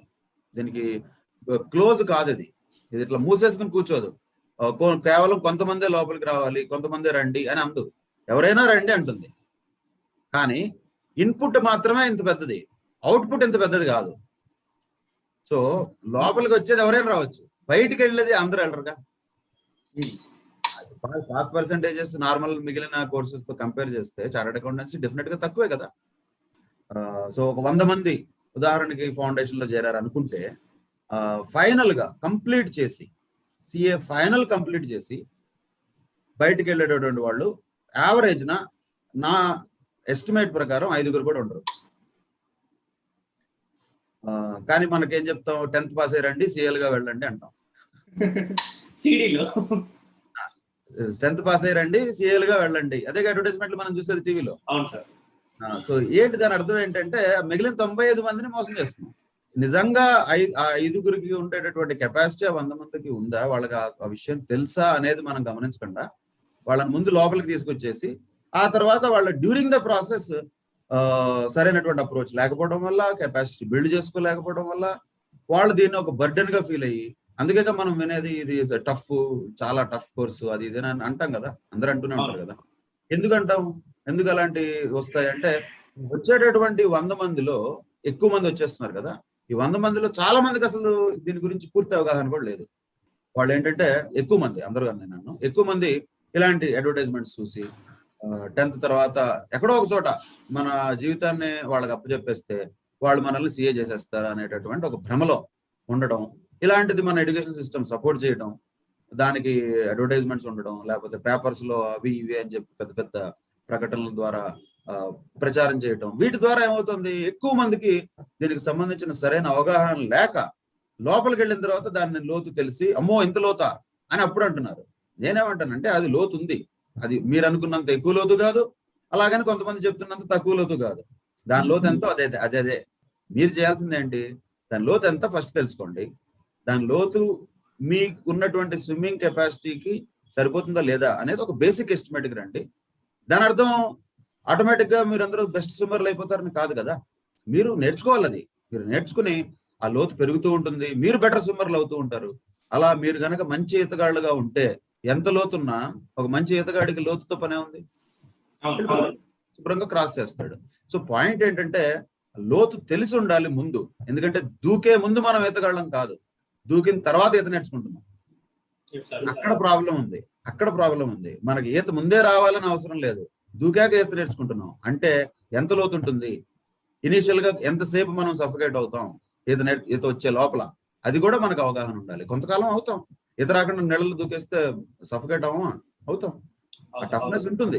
కానీ ఈ మధ్యలో ఎందుకు ఈ ప్రాబ్లం వస్తుంది, ఎక్కువ మంది ఇలా ఎందుకు అంటారంటే లోతు తెలియకుండా దూకటం, నేను ఏదక్కర్లేదు, ఎవడో నాకు ఏదన్నా ఒక ట్యూబ్ ఏదో ఇచ్చేసి అలా లాక్కుంటూ వెళ్ళిపోయి నన్ను సీఏ చేసేస్తాడని ఒక భ్రమ. అలాంటి భ్రమని మన ప్రకటనలు క్రియేట్ చేయడం. దానివల్ల ఏమవుతుంది, ఎంతసేపు ఒకసారి దూకిన తర్వాత ఆ ట్యూబ్లు అవేం పనికిరావు. చివరికి ఏదాల్సింది నువ్వే. తీరా ఈత కొట్టాల్సిన సమయం వచ్చేసరికి అప్పుడు లోతు తెలిసి వస్తుంది. తెలిసి వచ్చిన తర్వాత అమ్మో ఇంత లోత అని అప్పుడు కొత్తగా జ్ఞానోదయం అయ్యి అప్పటి నుంచి మొదలెడతాం. ఈ కోర్సు కష్టం, ఈ కోర్సు అది, ఈ కోర్సు ఇది అని చెప్పి చెప్తూ ఉంటారు. సో ఇవన్నీ ఎందుకు జరుగుతాయంటే మేజర్ గా అవగాహన లేకపోవడం వల్ల, దానికి సంబంధించినటువంటి సరైన అప్రోచ్ లో గైడెన్స్ లేకపోవడం వల్ల. అందుకే మళ్ళీ చెప్తున్నా, పిల్లల్ని, స్టూడెంట్స్ ని, పేరెంట్స్ ని తప్పు పట్టడానికి ఏమీ ఉండదు. ఎందుకంటే నిజంగా తెలిస్తే వాళ్ళు ఎందుకు చేస్తారు? తెలియకే చేస్తున్నారు. ఎందుకు తెలియట్లేదు? ఎందుకంటే వాళ్ళని తప్పుదో పట్టించే సాధనాలు చాలా ఉన్నాయి. ఎందుకు ఇప్పుడు మనకు ఉన్నటువంటి కోవిడ్ కి సంబంధించి తీసుకుందాం. సరైనటువంటి సైంటిఫిక్ అప్రోచ్ లో గైడ్ చేసే డాక్టర్ల వీడియోస్ ఉన్నాయిగా యూట్యూబ్ లో. అలాగే పనికిమాలిన అడ్వైజులు ఇచ్చే డాక్టర్ల వీడియోస్ ఉన్నాయి. వాళ్ళు డాక్టర్లే. ఇప్పుడు జనరల్ గా చూస్తే నిజంగా నేను చెప్తున్నా, పనికిమాలిన అడ్వైజ్ ఇచ్చే డాక్టర్ల వీడియోస్ కి ఎక్కువ వ్యూస్ ఉంటాయి. ఎందుకంటే బాగుంటాయి, వినడానికో లేకపోతే మనకి ప్రాక్టికల్ అనిపిస్తాయి.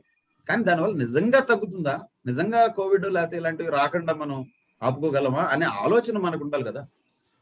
సో అక్కడ ఏంటంటే మనకు పాత సామెత ఉంది కదా, మురళి నువ్వు కూడా అయినా ఉంటావు, నిజం డోర్ తెరిచి బయటికి వెళ్లే లోపల అబద్ధం ప్రపంచం అంతా చుట్టొచ్చేస్తుంది.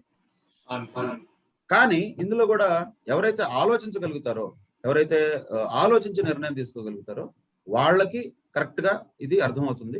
వాళ్ళు సరైన నిర్ణయం తీసుకోగలుగుతారు, సరైన అప్రోచ్ లో ఈ కోర్సులో సక్సెస్ కూడా అవ్వగలుగుతారు. సార్ ఇప్పుడు గైడెన్స్ ఇచ్చేది మనకి కాలేజెస్ అండ్ ఇన్స్టిట్యూట్స్ మెయిన్ గా అంటారు. ఇంట్లో పేరెంట్స్ కి అంత అవగాహన ఉండదు కాబట్టి ఇంకా మనకి మిగిలింది కాలేజెస్ అండ్ ఇన్స్టిట్యూట్స్. సో ఎలాంటి ఇన్స్టిట్యూట్స్ అండ్ కాలేజెస్ బెస్ట్? అసలు ఫస్ట్ ఆఫ్ ఆల్ సిఏలో కాలేజెస్ ఉండవు. సిఏ కాలేజీ అనే అడ్వర్టైజ్మెంట్లు కూడా చూస్తుంటా, నవ్వు వస్తుంది. అదే మళ్ళీ నవ్వాలో ఏడవాలో తెలియదు. సిఏ కాలేజ్ ఏంటి చండాలండి? సిఏ అనేది ఒక correspondence course. Institute of Chartered Accountants of India conduct చేసేటటువంటి ఒక డిస్టెన్స్ బేస్డ్ ఎడ్యుకేషన్. ఒక స్టూడెంట్ రిజిస్టర్ చేసుకుంటారు సిఏ ఇన్స్టిట్యూట్ దగ్గర, వాళ్ళు పుస్తకాలు పంపిస్తారు, మీరు అవన్నీ చదివేసి అత్యద్భుతంగా జ్ఞానాన్ని సముపార్జన చేసేసి పాస్ అయిపోవాలి ఎగ్జామ్స్. ఇది జరిగే పనే. ఆ పుస్తకాలు ఎంతెంత ఉంటాయో నీకు తెలుసుగా, ఎంత హైట్ ఉంటాయో. సో అది జరిగే పని కాదు కాబట్టి మాలాంటి వాళ్ళు కోచింగ్ సెంటర్స్ అనుకో, ఇన్స్టిట్యూషన్స్ అనుకో, ఇంకా మరి మనకేంటంటే ప్రతి వర్డ్ కి కూడా ఒక లేబుల్ ఉంటుంది. ఇప్పుడు నేను ప్రొఫెసర్ అన్నాను అనుకో, ప్రొఫెసర్ రాయని అంటారు. లెక్చరర్ అన్నాను అనుకో, లెక్చరర్, ఓకే లెక్చరర్. టీచర్ అన్నాను కదా, టీచర్. అరే ముగ్గురు చేసేది ఒకటేరా స్వామి, ఏంటి తేడా? నీకు ఒక వర్డ్ తోటి, ఒక మాట తోటి వాళ్ళకి ఇచ్చే రెస్పెక్ట్, వాళ్ళ గురించి మన జడ్జిమెంట్ అన్ని మారిపోతాయి. అది మన ప్రాబ్లం. అంటే తప్పు అని నేను అంటలా, అది రియాలిటీ. అట్లాగే ఈ కోర్సుకి సంబంధించి కూడా ఇన్స్టిట్యూట్ అను, కోచింగ్ సెంటర్ అను, నిజంగా అయితే ట్యూషన్ పాయింట్, అంతకంటే లేదు. ట్యూషన్ పాయింట్ కాలేజ్ అంటాం లేదు, కానీ ట్యూషన్ పాయింట్ అంటే ఇప్పుడు ఆల్రెడీ ఒక లో దృష్టి వచ్చేసింది. అదే ఇన్స్టిట్యూట్ అన్నాం అనుకో కొంచెం పర్వాలా. ఇప్పుడు కొంతమంది, ఇప్పుడు మా అలాంటి వాళ్ళు అకాడమీ అంటాం. అకాడమీ అంటే ఏంటో కూడా తెలియదు చాలా మంది, ఊరికి అకాడమీ అని పెట్టేస్తుంటారు. కానీ నిజమైనటువంటి పాయింట్ ఏంటంటే ఈ చార్టర్డ్ అకౌంటెన్సీకి సంబంధించిన అకాడమిక్ గైడెన్స్ ఇచ్చేటటువంటివే ఇవన్నీ, పేర్లు ఏమైనప్పటికీ. దీన్ని కాలేజ్ అంటాం అనేది పూర్తిగా తప్పు. ఎందుకంటే అసలు సిఏ అనేది ఒక రెగ్యులర్ కోర్స్ కాదు. కాలేజ్ అనేది ఎక్కడ ఉంటుంది? ఒక రెగ్యులర్ కోర్సు, ఒక డిగ్రీ లాంటిది, బీకామో లేకపోతే ఇంజనీరింగో, మెడికలో, లానో, ఎంబీఏనో ఏదో ఒకటి, ఇలాంటి ఒక రెగ్యులర్ కోర్సెస్ కి కాలేజెస్ ఉంటాయి. అందుకంటే పై లెవెల్లో యూనివర్సిటీ ఉంటుంది యాజ్ ఎ బ్రాడర్ అంబ్రెల్లా. అలాంటిది చార్టర్డ్ అకౌంటెన్సీలో కాలేజ్ అనే మాట వాడటమే తప్పు. కాలేజీలు ఉండవు సిఏలో, అలాంటి మాటే తప్పు. దానివల్ల మళ్ళీ ఒక deviation from the fact. But ఉదాహరణకి ఇప్పుడు మేము అకాడమీ అని మేము చెప్పుకుంటాం. ఎందుకు మేము అకాడమీ అంటాము? మేము ఎందుకు కోచింగ్ సెంటర్ అని అనుకోము, లేకపోతే ఇన్స్టిట్యూట్ అనో లేకపోతే వేరే పేరు ఎందుకు పెట్టమంటే, అకాడమీ అనే దానికి ఒక ఇంపార్టెన్స్ ఉంది. What is an academy?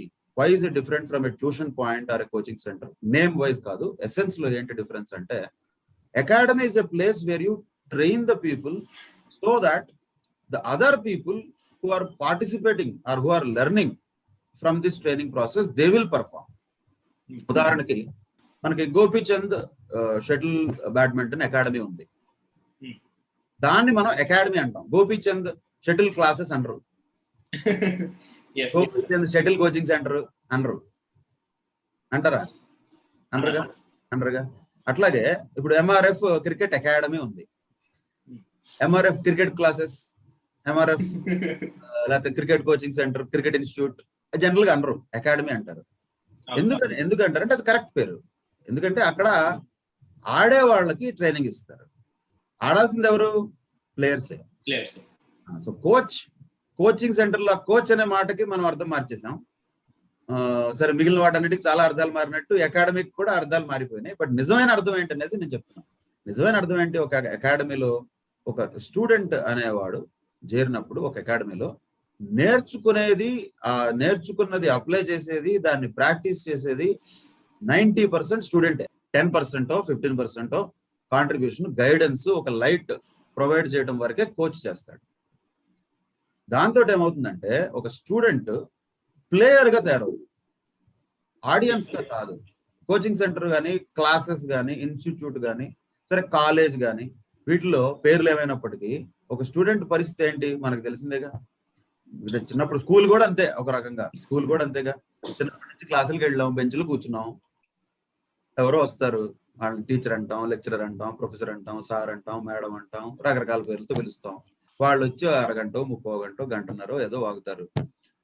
వాళ్ళు చెప్పేది మనం వింటాం, అదేదో చేయమంటారు, హోంవర్క్ క్లాస్ వర్క్ చేసేస్తాం, ఎగ్జామ్స్ రాసేస్తాం, మార్కులు వచ్చేస్తాయి, అయిపోయింది అమ్మయ్య అని అయిపోయింది.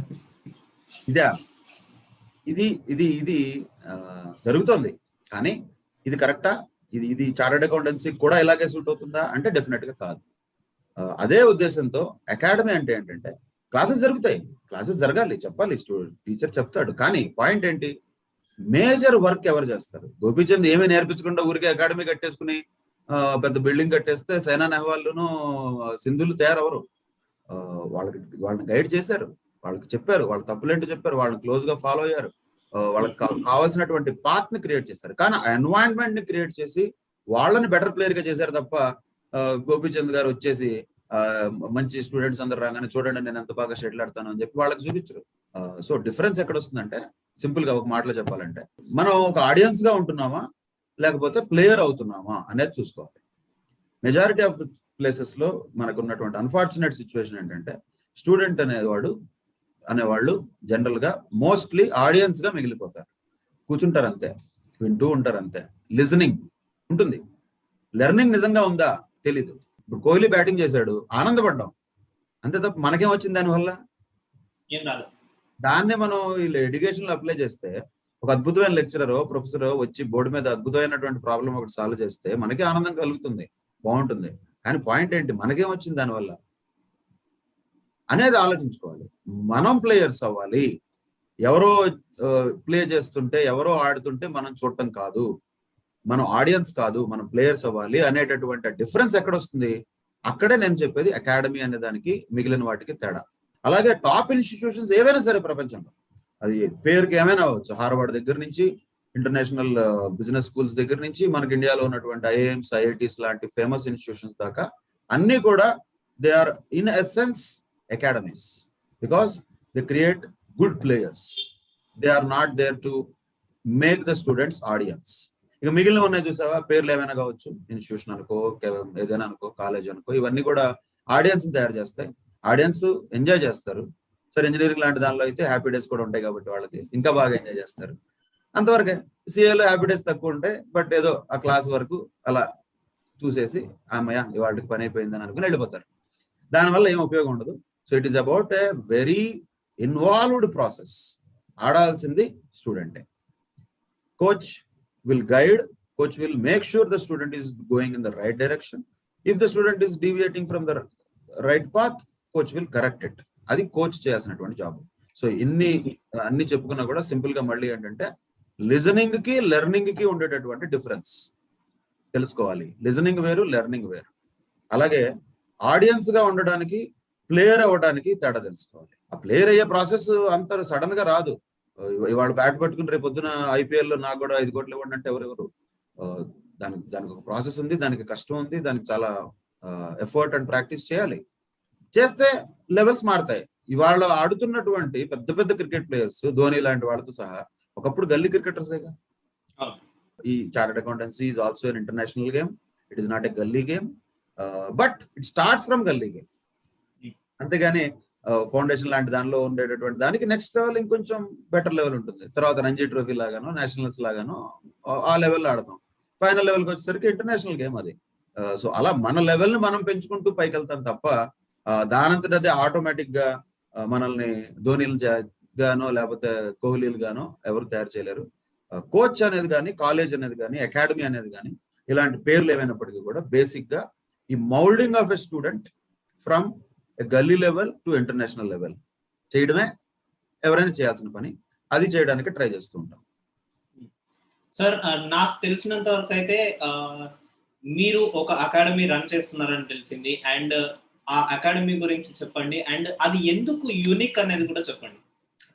అంటే ఆల్మోస్ట్ చాలా పాయింట్స్ ఆల్రెడీ నేను చెప్పాను. ఎందుకు యూనిక్ అంటే difference between listening and learning, that is one of the major important things. రెండోది, ఇక్కడ స్టూడెంట్స్ అనే వాళ్ళని మేము ఆడియన్స్ గా చూస్తామా, ప్లేయర్స్ గా చూస్తామా అనేది రెండోది. మేము ప్లేయర్సా, మా ఉన్నటువంటి అద్భుతమైన ప్రతిభా పాఠవాలని మీ ముందు ప్రదర్శించి చప్పట్లు కొట్టించుకోవడానికా మేముంది ఇక్కడ, లేదంటే మిమ్మల్ని ప్రతిభావంతులుగా తీర్చిదిద్దడానికా అనే ఆలోచన దగ్గర మేము మాకు లీస్ట్ ఇంపార్టెన్స్ ఇచ్చుకుంటాం. మాకు వచ్చే పేరు లేకపోతే చప్పట్లో లేకపోతే వాటికి వచ్చేటటువంటి అప్రిసియేషన్ అనేది మాకు అసలు పెద్ద విషయం కాదు. మీరు పాస్ అయితే, పిల్లలు అంటే స్టూడెంట్స్ కనుక సక్సెస్ అయితే అదే మాకు హ్యాపీ, అంతే. సో ఇక్కడ సెంట్రల్ పాయింట్ ఏంటి అనే దగ్గర ఆలోచించినప్పుడు సెంట్రల్ పాయింట్ ఎప్పుడు స్టూడెంటే. సెంట్రల్ పాయింట్ మేం కాదు. మోస్ట్ ఆఫ్ ద కేసెస్ ఏమవుతుందంటే సెంట్రల్ పాయింట్ ఎప్పుడు కూడా సరే ఎవరైనా కావచ్చు, అది అకాడమీ డైరెక్టర్స్ కావచ్చు, మేనేజ్మెంట్ కావచ్చు, ఫ్యాకల్టీ కావచ్చు, వాళ్ళ చుట్టూ తిరుగుతుంది. అక్కడ నేను అనేది ఆ థాట్ ప్రాసెస్ ఏంటి అంటే నేను ప్లేయర్ని, నేను ఫోకల్ పాయింట్, నువ్వెవరు, నువ్వు ఆడియన్స్, నువ్వు కూర్చో, నువ్వు చూడు, నేను 3 గంటలు కూర్చోబెడితే 3 గంటలు చూడు, 6 గంటలు కూర్చోబెడితే 6 గంటలు చూడు, అప్రోచ్ చెప్తున్నా. సో ఇలా మెయిన్ పాయింట్ ఏంటంటే వీటన్నిటికీ సింపుల్ గా ఒకే వర్డ్ లో చెప్పాలంటే స్టూడెంట్ సెంట్రిక్ అప్రోచ్, అది ఇంపార్టెంట్. ఇంకొకటి, స్టూడెంట్స్ అనేవాళ్ళు మనకు వచ్చినటువంటి లెగసీ ఉందిగా ముందు నుంచి, ఎంట్రన్స్ ఎగ్జామ్ల వల్ల, అవసరం వల్ల కూడా, ఎందుకంటే కాంపిటీషన్ ఉంటుంది ఎంట్రన్స్ ఎగ్జామ్స్ లో. దానివల్ల ఏంటంటే విపరీతమైనటువంటి నెంబర్ ఆఫ్ అవర్స్ ఎఫర్ట్ పెట్టాల్సిన అవసరం ఎంట్రన్స్ ఎగ్జామ్స్ ఉంటుంది, ఉండొచ్చు కూడా. ఇది సిఏ అనేది ఎంట్రన్స్ ఎగ్జామ్ కాదే, ఇది ఒక కోర్సు. ఎవడైనా ఎంసెట్ ప్రిపేర్ అయ్యేటప్పుడు బాగా ఇంటెన్సిటీ తోటి ఎఫర్ట్ పెట్టుండొచ్చు, కానీ ఇంజనీరింగ్ లో జాయిన్ అయిన తర్వాత అంతే ఇంటెన్సిటీ చదువుతారా? చదవరు. అంటే ఏంటి, ఎంట్రన్స్ కు ఉండేటటువంటి ఎఫర్ట్ కోర్సుకి పెట్టరు. అది ఇక్కడ అర్థం చేసుకోవాల్సింది ఏంటంటే సిఏ అనేది ఎంట్రన్స్ కాదు, ఇది కోర్సు. కానీ ఆ రెండింటికి ఉండే యావరేజ్ ఇంటెన్సిటీ దీనికి కావాలి. ఎంట్రన్స్ కి పెట్టేటట్టుగా విపరీతమైనటువంటి ఇంటెన్సిటీ దీనికి అక్కర్లా. 16 గంటలు 18 గంటలు అంత అవసరంలా, రుబ్బేక్కర్లా, కూర్చోబెట్టి అవసరం లేదు. అలాగని చెప్పి హ్యాపీ డేస్ లాగా ఇష్టం వచ్చినట్టు అలా తిరగడానికి ఇక్కడ కుదరదు. రెండింటికి మధ్యలో ఒక బ్యాలెన్స్ ఇక్కడ కావాలి చార్టర్డ్ అకౌంటెంట్స్. సో అది ఇంపార్టెంట్. సో అక్కడ ఏంటంటే ఈ ఎంట్రన్స్ ఎగ్జామ్స్ అలవాటు ఎక్కువైపోయి కూర్చోబెట్టేసి, ఇందాక చెప్పే కదా స్టార్ బ్యాచ్లు, ఆ బ్యాచ్లు, ఈ బ్యాచ్లు అని చెప్పేసి అందరినీ వాళ్ళని మాత్రమే, మిగతా వాళ్ళని పెద్ద పట్టించుకోవు, వాళ్ళని మాత్రమే రుబ్బేసి ఎక్కువ గంటలు వాళ్ళతో పనిచేయించేసి ఎక్కువ అవర్స్ ఆఫ్ క్లాసెస్ కండక్ట్ చేసేసి కొన్ని ర్యాంక్స్ తెచ్చుకోవడానికి ప్రయత్నించేటటువంటి పరిస్థితులు కూడా సైంటిఫిక్ గా కరెక్ట్ కాదు కదా. ఇప్పుడు నేను ఎంత చెప్పినా అవి జరుగుతున్నాయి కాబట్టి మనం యాక్సెప్ట్ చేస్తున్నాం, కానీ నిజంగా ఒక్కసారి ఆలోచిస్తే అది కరెక్టేనా? ఒక 100 మందో 1000 మందో, ఎంతమంది అయితే అంతమంది, 50 మందో, ఎంతో మంది స్టూడెంట్స్ నాకు చదువు నేర్పండి అనే దగ్గరికి వచ్చినప్పుడు అందులో ఈ 10 మంది 30 మంది నాకు స్పెషల్, మిగిలిన వాళ్ళు స్పెషల్ కాదు, వాళ్ళందరూ సాధారణ ప్రజలు, వీళ్ళు మాత్రం చాలా స్టార్ బ్యాచ్ అనే ఒక ఆలోచన ఎంత జుగుప్సాకరంగా ఉంటుంది అది. కానీ దాన్ని చాలా క్యాజువల్ గా మనం యాక్సెప్ట్ చేసేస్తాం కదా. సో ఇందాక నువ్వు అడిగా చూడు ఏంటి డిఫరెన్స్ అని, అక్కడ ఆ విషయంలో మాకైతే ఎట్టి పరిస్థితుల్లో we don't differentiate between any one student with another student. Everybody is equal, everybody is unique. More importantly equal ఒకటే కాదు, ఎవ్రీబడి ఈజ్ యూనిక్. ఒక్కొక్కరికి ఒక్కొక్క కెపాసిటీ ఉంటుంది, ఒక్కొక్కరికి ఒక్కొక్క రకమైన టాలెంట్ ఉంటుంది, ఒక్కొక్కరికి ఒక్కొక్క రకమైన వీక్నెస్ ఉంటుంది. అందరికి కామన్ వీక్నెసెస్ ఉండవు, అందరికి కామన్ లెవెల్ ఆఫ్ ఐక్యూ ఉండదు, అందరికి common level of skills and knowledge ఉండవు. వాళ్ళని ఒక బ్యాలెన్స్డ్ లెవెల్లోకి తీసుకొచ్చి సిఏకి కావాల్సినది అట్లీస్ట్ ఆ రేంజ్ లోకి తీసుకురావడం మనం చేయాల్సిన పని, అంతే తప్ప సిఏకి ఇంత లెవెల్ కావాలి, నాకు ఇంతకంటే పైన ఉన్నాడు ఒకటి తెలుసు, వీడిని నేను పట్టుకుంటా, వీడిని నేను ర్యాంకర్ చేస్తా, దీనికంటే కింద ఉండి నేను పట్టించుకోను అని వదిలేసాం అనుకో, వీడు ఎప్పటికిక్కడికి వచ్చేది కింద వాడు పైకి ఎప్పటికి రాడు. మా పాయింట్ ఏంటంటే పైన ఉన్నవాడు ఎలాగుంటాడు వాడిని మేము కిందకి తీసుకురాం, ఎందుకంటే ఎవరు తీసుకురారు కూడా. ర్యాంక్స్ రావడం అనేది పెద్ద ఒక ఘనత లేకపోతే అదొక పెద్ద విషయం అని చెప్పి మేము ఎప్పుడు అనుకోం. బట్ యా వచ్చాయి. మన లాస్ట్ అటెంప్ట్ లో కూడా ఆల్ ఇండియా 22nd ర్యాంక్ వచ్చింది వన్ ఆఫ్ అవర్ స్టూడెంట్స్ కి, మన సిఏ ఇంటర్మీడియట్ లో. అది కూడా లాక్డౌన్ టైంలో, అంటే కొంచెం ఇబ్బందికరమైనటువంటి పరిస్థితుల్లో ఆ ర్యాంక్ రావడం కూడా it's a good sign that you worked well. And point ఏంటంటే ఆ ఎఫర్ట్ అనేది సరైనటువంటి డైరెక్షన్ లో పెడితే ఎవరు ఉన్నా సరే, ఏ లెవెల్లో ఉన్నా సరే వాళ్ళకి సక్సెస్ వస్తుంది. అలాంటి సిచ్యువేషన్ మనం క్రియేట్ చేయాలి. మేమైతే ఖచ్చితంగా డిఫరెన్షియేట్ అనేది ఎట్టి పరిస్థితుల్లో, జెండర్ డిఫరెన్షియేషన్ కానీ, రీజనల్ డిఫరెన్షియేషన్ కానీ, లాంగ్వేజ్ డిఫరెన్షియేషన్ కానీ, క్యాస్ట్ డిఫరెన్షియేషన్ కానీ, రిలీజియస్ డిఫరెన్షియేషన్ కానీ, ఫైనాన్షియల్ స్టేటస్ డిఫరెన్షియేషన్ కానీ, ఈవెన్ స్టూడెంట్ టు స్టూడెంట్ అనే point of IQ level differentiation కానీ, రకరకాల పేర్లు, bright student, duller, average, nonsense ఇదంతా. What is student is a student, he is there to learn, he or she. So when they are there to learn, our job is to make them learn. Again, I'm not telling that we are going to teach them and we are going to make them something. Our job is to make them learn. That we will do equally with everyone. Beyond all this, ఇవన్నీ పక్కన పెడితే నేనైతే ఒకటి open గా చెప్పగలుగుతా, experience of real life. Not only నాదొకటే కాదు, faculty members లో కూడా ఎప్పుడు కూడా మా క్రైటీరియా టీచర్స్, అంటే మళ్ళీ టీచర్స్ అంటే చిన్నగా అనుకుంటాం, అందరూ టీచర్స్ కాదు, టీచర్ అంటే తక్కువ కాదు. So the teachers who teach at our academy, they have practical real life experience. ఆ ఎక్స్పీరియన్స్ ని ఏ అకాడమిక్ ఎక్సలెన్స్ కానీ, ఏ అకాడమిక్ పర్ఫార్మెన్స్ కానీ బీట్ చేయలేదు.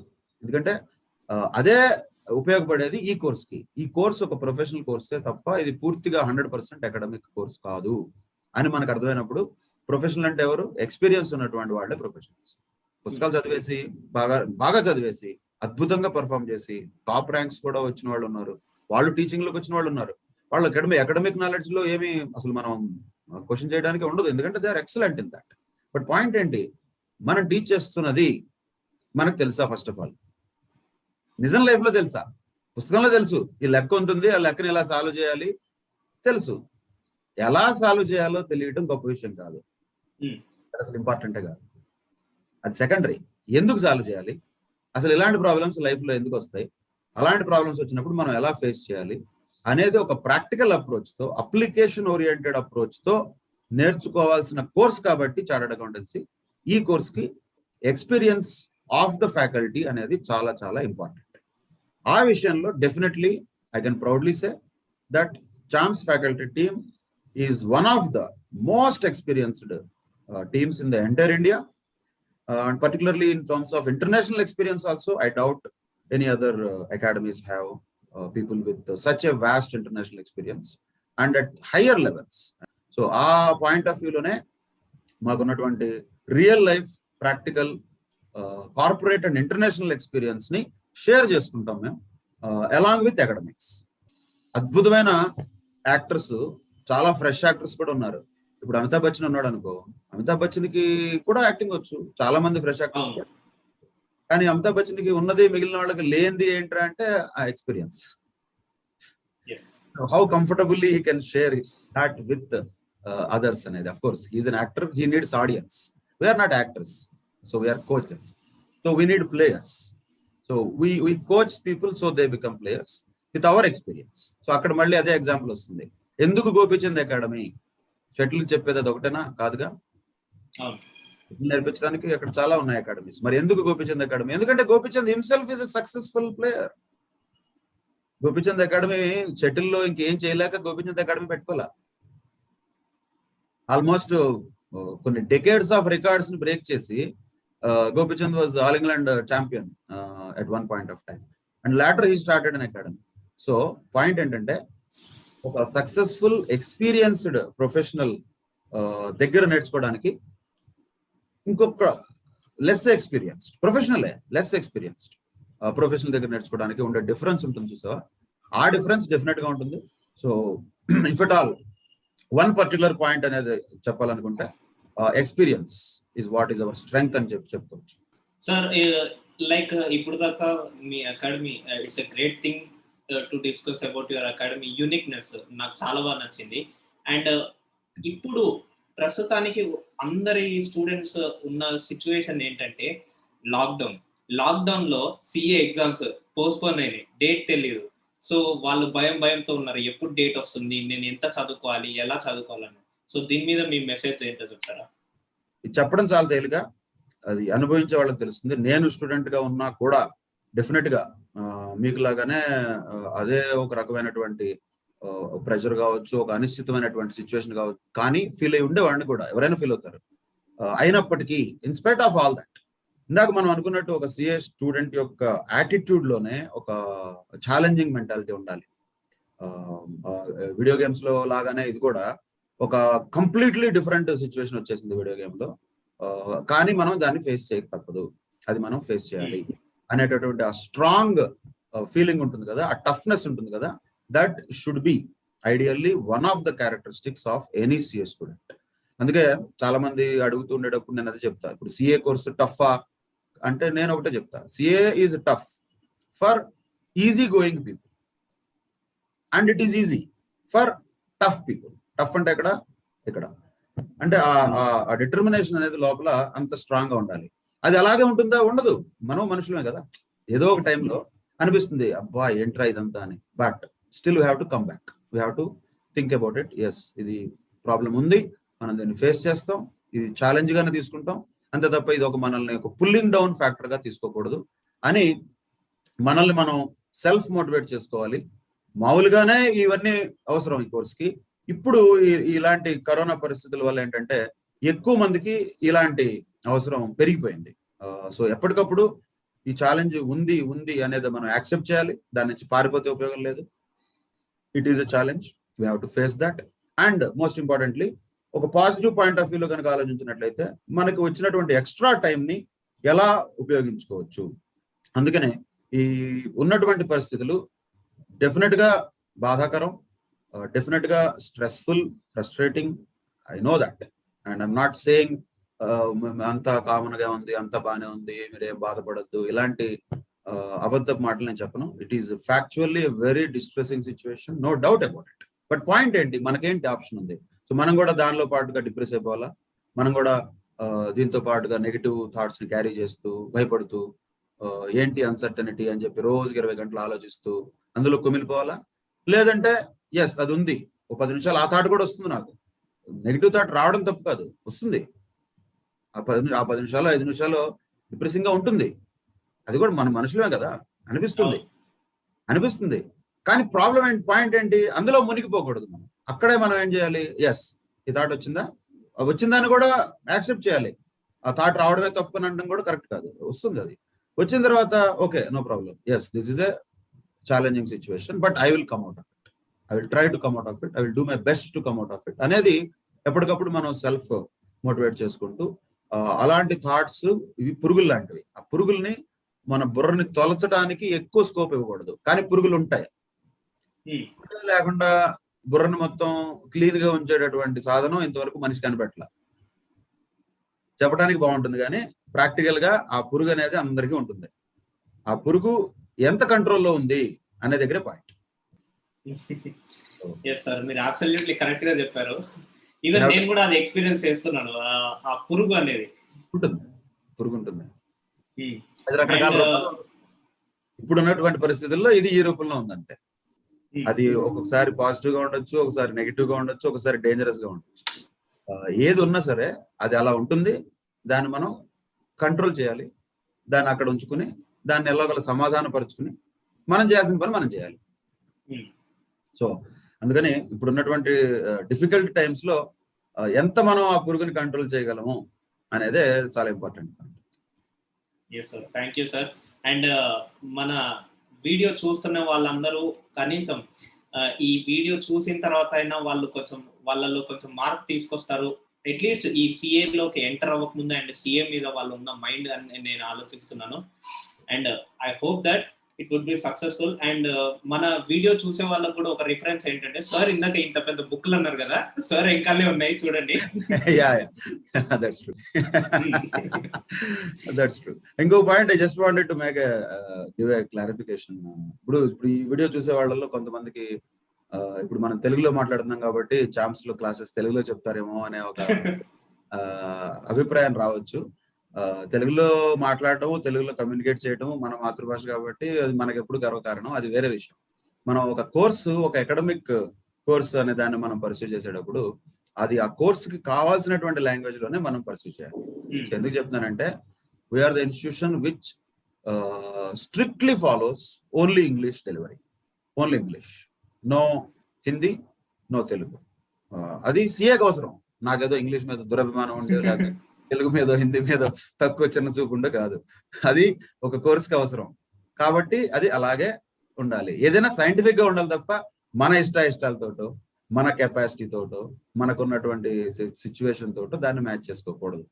నాకు ఇది కష్టం, అమ్మో నాకు తెలుగు అయితే తేలిగ్గా వస్తుంది అని ఎప్పుడైతే ఒకసారి అనుకుంటామో అక్కడే థాట్ ప్రాసెస్ లెవెల్లో మనం తప్పు చేసేసాం. నాకు అది కష్టం అంటే నేను ఇది ఎస్ నాకు ఛాలెంజ్ నేను తీసుకుంటా అని ఎప్పుడైతే అనుకుంటామో అక్కడ మనం కరెక్ట్ చేసేస్తాం. సరే, అవుట్ సైడ్ ద క్లాస్ మాట్లాడుకోవడం, లేకపోతే డౌట్స్ ఏదన్నా క్లియర్ చేసుకోవడం అది వేరే లాంగ్వేజ్ లో ఉండొచ్చు. బట్ క్లాస్ రూమ్ డెలివరీ మాత్రం 100% ఇంగ్లీష్ లోనే ఉంటుంది. కానీ ఇంకో చిన్న కామెడీ ఒకటి, జస్ట్ టాపిక్ వచ్చింది కాబట్టి చెప్తున్నా. మనకి ఎంత విచిత్రమైన సిచ్యువేషన్ తెలుసా? అసలు చిన్న పిల్లలు ఉంటారు కదా, ఇప్పుడు 10th క్లాస్ వరకు, ఫస్ట్ ఎల్కేజీ నుంచి అక్కడ అందరికి ఇంగ్లీష్ మీడియం కావాలిగా. ఇండియాలో అందరికి ఇంగ్లీష్ మీడియం కావాలి.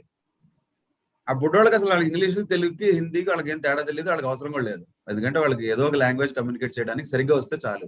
సైంటిఫిక్ కూడా ప్రూవ్ అయింది ఏంటంటే మాతృభాషలో సరిగ్గా నేర్చుకోవటమే కరెక్ట్ చిన్నపిల్లలు. అప్ టు ఇంటర్మీడియట్ కూడా మనకి ఎప్పుడు ఇంగ్లీష్ మీడియమే కావాలి.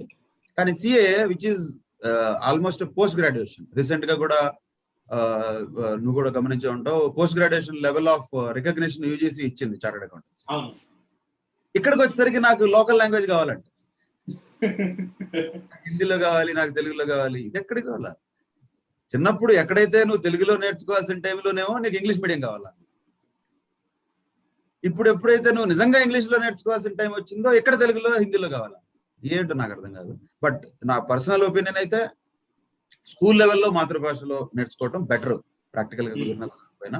కానీ హయ్యర్ లెవెల్స్ లో ఎట్టి పరిస్థితుల్లో మనం ఇంగ్లీష్ లోనే నేర్చుకోవాలి. ఎందుకంటే మన కమ్యూనికేషన్ అనేది దానికి మన బ్రెయిన్ అలవాటు అవ్వాలి.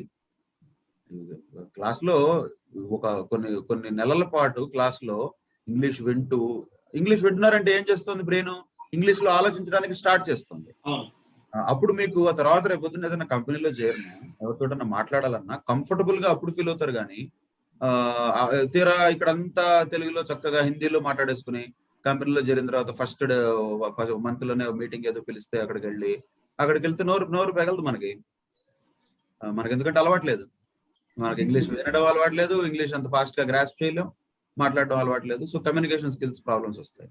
సో కమ్యూనికేషన్ స్కిల్స్ అనేది కేవలం సెపరేట్ గా ఒక 10 రోజుల్లోనో 30 రోజుల్లోనో స్పోకెన్ ఇంగ్లీష్ లో నేర్చుకునేది కాదు. అది పర్సనాలిటీ డెవలప్మెంట్లు, కమ్యూనికేషన్ స్కిల్స్ ఇదో పెద్ద మార్కెట్ కదా.